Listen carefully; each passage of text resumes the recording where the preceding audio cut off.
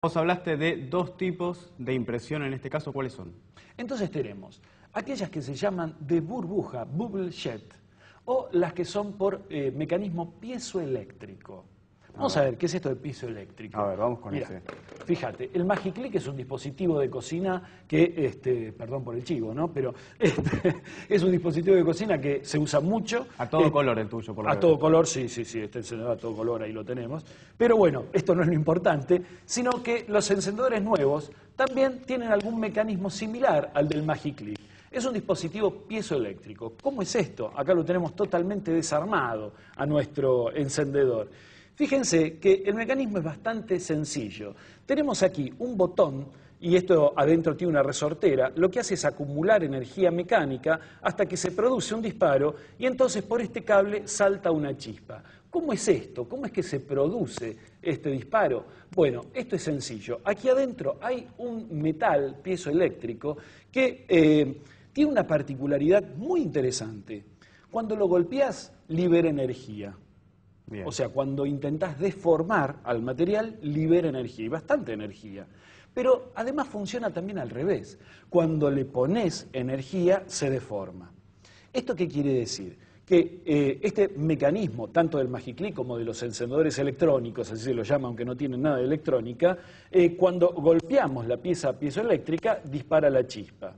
Ahora bien, imagínate un tubo. Sí. Y para eso vamos a utilizar El el viejo gotero. truco exacto, la pipeta, el gotero, etc. Esto es bastante conocido por todos nosotros. Presionamos la bombillita, estamos generando vacío y al soltarlo, esto va a absorber el líquido que estamos absorbiendo. Y luego vamos tirando y por goteo va a ir cayendo el líquido.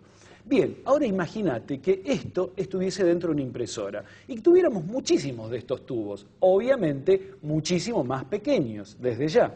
Ahora, ¿cuál sería el elemento que ejerce esta presión para que la tinta salga? Bien, acá podemos tener un material piezoeléctrico que haría las veces de mi dedo y al inyectarle una cantidad de energía suficiente se va a enangustar y de esta manera va a ejercer por presión, va a lograr que se rompa la tensión superficial del líquido en la punta y va a liberar una gota. Esa es la forma en que la impresora va liberando gotas sobre el papel a medida que va recibiendo esa presión. Esos impulsos eléctricos que se transforman en presión de goteo, digamos así. Bien. Entonces, ahora, ustedes ven esto. Bueno, con las impresoras de este tipo no tiene nada que ver, no están así. De hecho, las impresoras más viejas ya, de chorro de tinta en forma genérica y piezoeléctrica inclusive, solían tener 32 inyectores. Y de ahí, en más, 32, 64, hoy por hoy hay cabezales de inyección de tinta por este o por otro mecanismo que pueden llegar hasta 3.000 inyectores. Obviamente estamos hablando de impresoras fotográficas de altísima calidad. Pero este es entonces un método, el del MagiClick, el del mecanismo piezoeléctrico. Hay otro. A ver, ¿cuál es el otro que tenemos para este tipo de impresión? El otro es el sistema de burbuja, el bubble jet. ¿Cómo funciona? Bueno, una vez más, imagínense que tenemos el tubito donde vamos a tener la tinta que tiene que ser liberada en forma de chorro, en realidad es en forma de microgotas, ¿sí? Claro. ¿Cómo hacemos para que salga esta tinta? Se calienta este tubo muy cerca del punto de inyección y entonces se genera, al calentarse la tinta, se genera una burbuja de aire. La burbuja de aire en determinado momento desplaza la tinta Tiene y que hace... salir por algún lado. Exactamente. Entonces, con un impulso eléctrico se calienta, sale la gotita y luego se desconecta la energía y al enfriarse entonces se vuelve a llenar el ducto con tinta. Ahora bien, lo curioso de esto es quién y cómo descubrió esto del bubble jet que revolucionó todos estos mecanismos de impresión. A ver, ¿cómo empezó esto? Porque bueno, todo tiene un principio. Sí, y vos sabés que muchas veces en quién lo inventó hay un poco de mito en todo esto, ¿no? Y nunca Todos se quieren sabe. adjudicarse el derecho de Totalmente. autor. Pero bueno, podemos decir, y por lo menos así la bibliografía en general y las patentes lo dicen, que Canon ha sido el inventor del sistema de inyección por burbuja térmica. Y algunos dicen que fue bastante casual, que estaban trabajando con un soldador, un dispositivo bastante común, por lo menos para aquellas personas que trabajan en electrónica, en electricidad. Claro. Esto tiene muy caliente la punta, yo lo toco, pero no hay que mantener allí el dedo porque nos quemamos. Esto sirve para soldar, ¿sí? Bien, dicen algunos que tenían una jeringa con tinta, así que nosotros vamos a ir repitiendo esto del experimento, a ver si esto es real. Vos decís que esto lo descubrió por casualidad. Absolutamente, Estaba probando, muchos fue por descubrimientos. casualidad. Muchos descubrimientos, pero no todo es de casualidad en la vida. Así que ingresá en www.guita.com.ar e informate sobre la carrera de técnico en hardware de PC o la carrera de técnico en redes informáticas. No te dejes librado al azar, no busques que las casualidades hagan que todo llegue a tu vida. Vos acércate a la información, comunicate al 0810 222 4444, ahí vas a ser técnico en solo 10 meses y te vas a convertir en tu propio jefe y a lo mejor en un nuevo inventor de cosas, ¿no?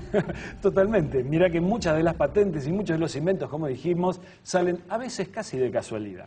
Bien, vamos a pedirle a la cámara que tome un poco de cerca la punta, el soldador y el papel. Estoy utilizando un papel absorbente de cocina simplemente para no enchastrarnos nosotros. Vamos a ver si esto es cierto. Dicen que estaban trabajando entonces con una jeringa, con tinta, y que por una de esas casualidades llegaron a apoyar la punta en el soldador. Mirá, fíjense. Apenas tocó. ¿Ven lo que pasó, no es cierto? Se disparó, entonces ahí vemos las chorraduras de tinta. Se dispara entonces al calentarse. ¿Y por qué es esto? Es muy simple el principio. Se calentó entonces la tinta que teníamos allí, esto generó una burbuja y por lo tanto por sobrepresión inmediata esto es expulsado en forma de gotas. Es parecido a lo que nos pasaba accidentalmente con las viejas lapiceras de pluma, ¿no? Que uno la tenía siempre y te caía la gota sobre el papel. No era lo que queríamos, pero pasaba. Bueno, precisamente en aquellos métodos, que eran los más viejos,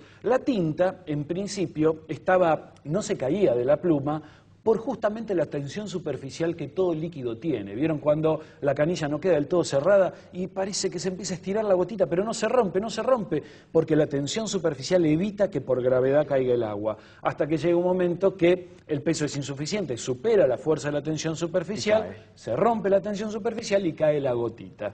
En el caso de las plumas viejas, las plumas fuente, entonces la tensión superficial impedía que la gravedad hiciera que la tinta cayera. Pero claro, al tomar contacto con el papel se rompe. Y la absorción misma del papel hacía que eliminara tinta. Efectivamente. Pero bueno, a veces no era tan así y lográbamos tener un enchastre bastante interesante en nuestra mesa. Bueno, de hecho después para eso fabricaron los papeles secantes, ¿no? Claro, efectivamente. Para ir limpiando la pluma que nos quedaba chorreada. Ahora bien, imaginémonos que este principio, que nosotros lo hemos demostrado acá en forma práctica, pero que se vio muy claramente, manejado inclusive en algunos cabezales por miles de inyectores, tiene que ver con inyectores realmente muy pequeñitos y con un sistema térmico que realmente tiene que ser bastante complejo. Ahora bien, nosotros hablamos de máquinas que son capaces de imprimir inclusive fotografías y con muy buena calidad, con muy buena resolución, lo que implica obviamente que vamos a manejar color con muy buena calidad y muy buena resolución. Y este es un momento ideal para recordar los temas de color. Así es, habíamos visto en programas anteriores cuando hablábamos de la fotografía cómo se formaban los colores a la hora de que la pantalla interprete los colores mismos de la foto. Vamos a ver ahora cómo lo interpreta una impresora. Ahí está. Y entonces teníamos diferentes mecanismos de coloración. Habitualmente, para las impresoras, habitualmente no, siempre, las impresoras utilizan un sistema de coloración que es un sistema sustractivo. ¿Qué quiere decir esto? Necesitamos luz blanca para poder ver los colores. Si nosotros una hoja impresa apagamos la luz y estamos en total oscuridad, no vamos a ver absolutamente nada. A diferencia de los monitores que emiten luz y son por lo tanto sistemas aditivos. ¿Esto qué quiere decir? La luz blanca es absorbida por los materiales. Estos materiales absorben una parte de radiación del espectro de frecuencias que genera todo el arco iris completo y una parte no la absorbe, rebota. Ese es el color que nosotros vemos. Entonces, los sistemas que se utilizan son los llamados CMYK. Vamos a ir paso por paso. ¿Por qué la C? Vamos a tratar de verlo con una cámara en cercanía. La C viene de cian. Cian es un color, vamos a ver, más o menos parecido a un celeste cielo, pero no es celeste, ¿sí? Es un color primario dentro del sistema de coloración CMYK. Yo ahora les estoy mostrando otra capa que corresponde al magenta, y aquí lo tenemos. Fíjense